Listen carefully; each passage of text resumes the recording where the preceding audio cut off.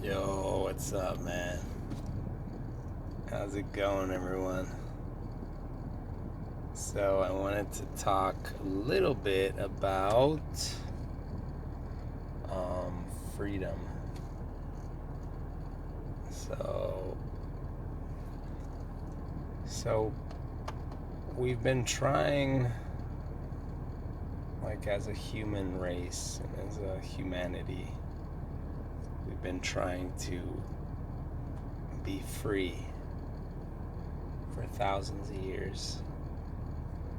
At least that's what I think. And so, we started out tribes, a few thousand years ago, before agriculture, before herding technologies, tribal units. And I think there was, as consciousness grows or we become more conscious, it's just like a kid, like a baby.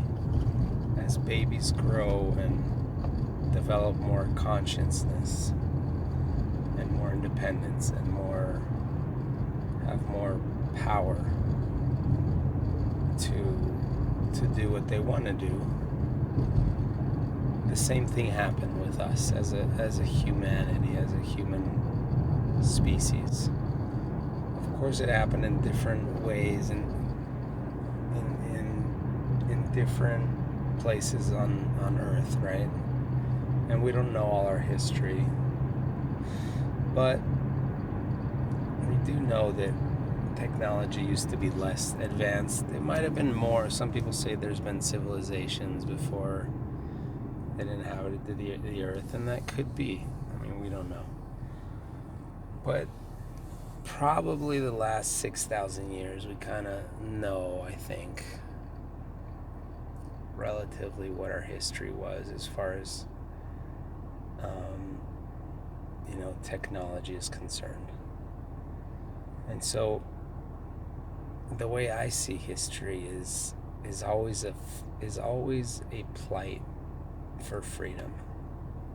It's always a search. And technology is the way to.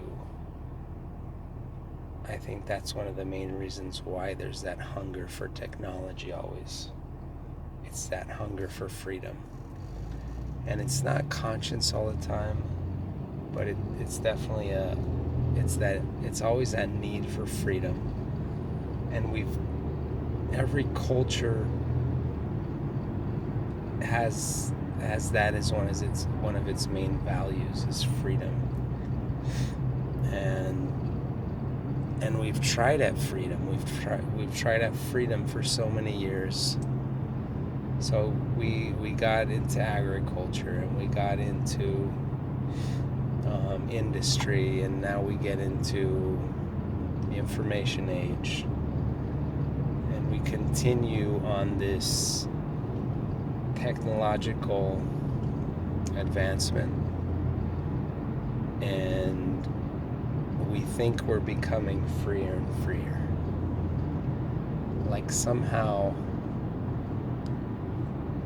culture is still stuck on freedom.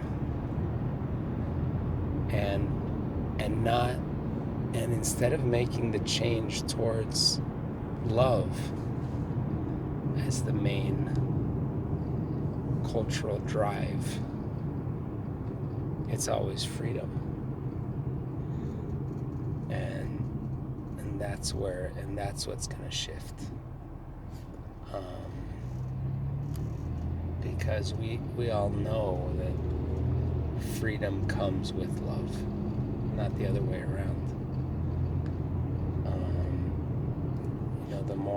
The more free you are is not going to make you love more. It's not. It's the other way around. Like you have to choose to love, and that will give you freedom. That will grant you freedom to act, to do. And it's nothing that technology can give you. It's nothing that a government can give you. It's nothing that a society can give you. It's only something that you can give yourself. And that's the beauty of God's kingdom. It's that you are independent to become fulfilled without anything external.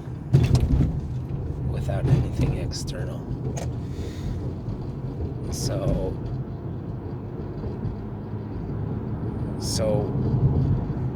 why can't we make that turn to love? Why is it always freedom, even in today's culture?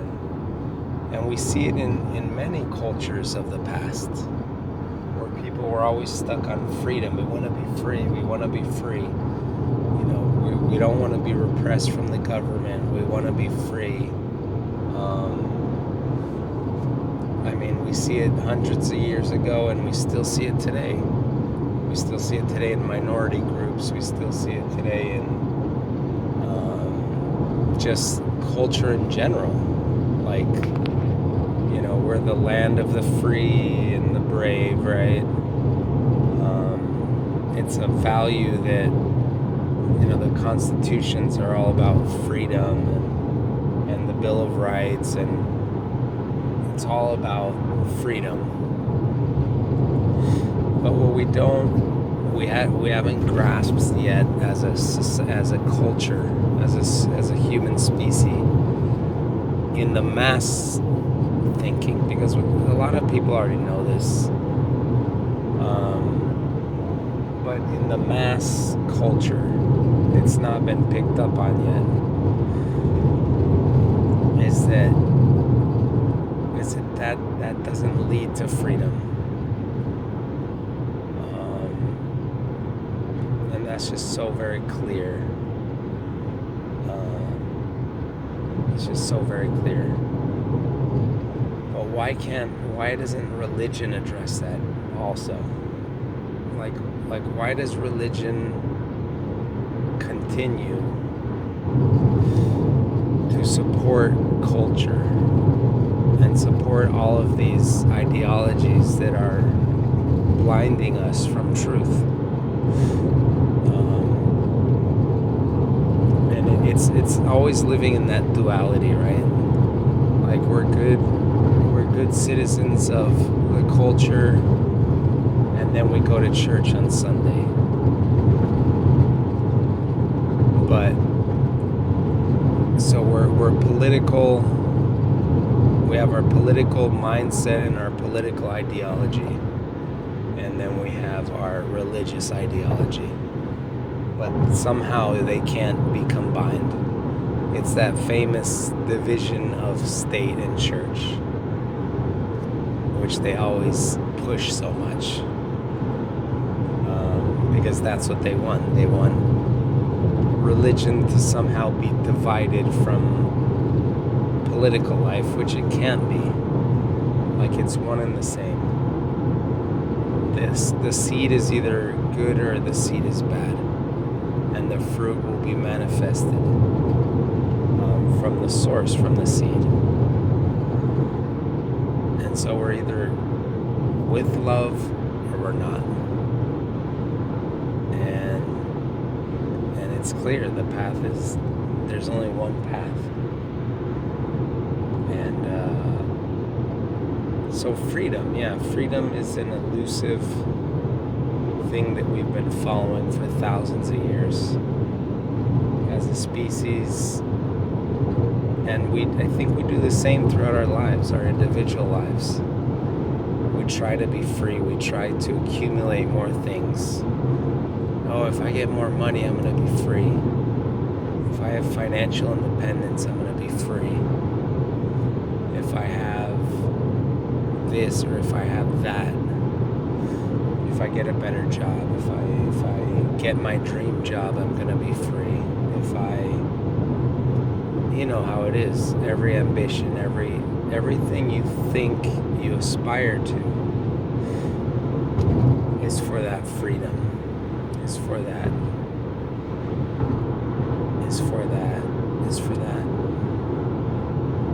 And it's great to aspire to things that you really love, but we have to love the process. We have to love the process. We have to love. We have to love the now. We have to be enamored with ourselves and with the world and with the kingdom. And so that's where we are, and that's where we're going.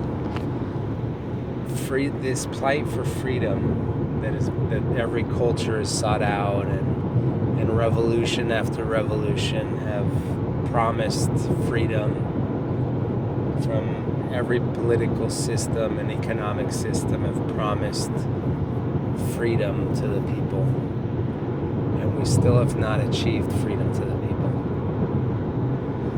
And on a micro level, we've all been trying to become free, and the tribal units became free from the tribe, and then they became smaller, and they became family units, extended family units, and then extended family units became smaller, and they liberated from that extended family, and they became smaller families, and then smaller families liberated themselves from the smaller family, and they can live independently, and women can do whatever they want now, and men can do whatever they want, and you can be whatever you want to be, and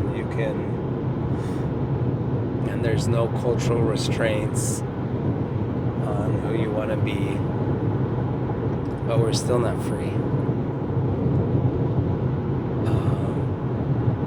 And that's the problem. We're still not free. So how do we become free? Take that jump. Take the jump. Because what happens is, as we seek our freedom on a micro level, and we start becoming more and more divided, right? Specialization of labor, division of labor, and specialization. Everything becomes more and more divided, specialized,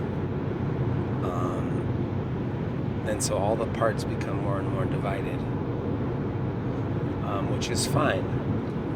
But the control starts if you're being controlling on a micro level. If the culture of society is becoming controlling, and it's very controlling on a micro level, and that's the seed of the culture, one of control and of seeking freedom through control of external things and not through love, then you're going to see the same exact thing happen on a macro level. So politicians are going to behave the same way that your next door neighbor behaves and everyone else behaves. They're going to do what's in their self-interest, and that's what's going to be done. And so and self-interest in itself, with no disregard to others, is not going to lead us anywhere. True self-interest is love, because that's when you can achieve true fulfillment, which is what you want anyway. So that's true self-interest. So if you really want to be self-interested, you have to go down the path of unconditional love. That's what you have to do. But our culture teaches us otherwise. We have to be selfish. We have to be competitive. We have to be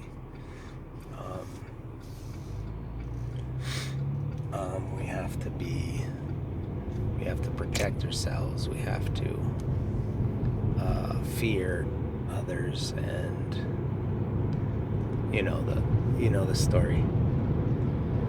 So after thousands of years, we're not free, but we will be free. And that's the beauty of these times, of global unity and of becoming one culture that's the beauty of what's going on now. We're becoming one global culture. Whether we like it or not, we're becoming one global culture. And consciousness is people are becoming conscious of all of these things we're talking about. People are becoming aware that somehow we're not on the right path. We are in some areas, but in many areas we're definitely not on the right path, and we have to change. We have to change our perspective. We have to radically change our belief systems. So that's the good news, and let's keep on spreading the good news. And I will see you all tomorrow.